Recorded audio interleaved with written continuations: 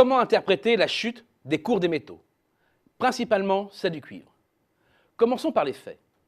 Les cours du métal rouge passent sous les 7 000 $ la tonne le 7 mars dernier et descendent encore plus bas jusqu'au plancher des 6 400 $ avant de se ressaisir quelque peu. La chute atteint cependant plus de 9% en fin de période. Ce recul a fait peur aux investisseurs, et à juste raison. Du cuivre, on en retrouve partout, dans le bâtiment, les transports, la machine-outil, l'électronique, une variété qui lui permet normalement de s'affranchir en temps normal des à-coups de tel ou tel marché.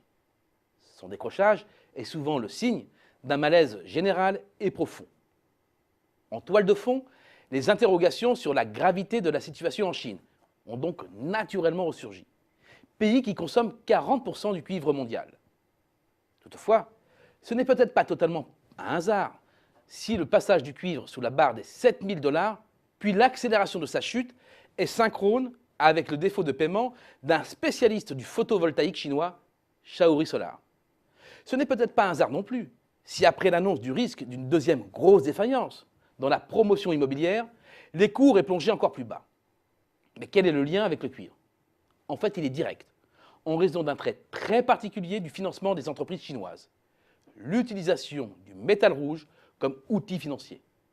Dans les faits, les sociétés chinoises, dont les demandes de prêts sont rejetées par le circuit bancaire officiel, ont pris l'habitude depuis quelques années d'acheter du cuivre pur.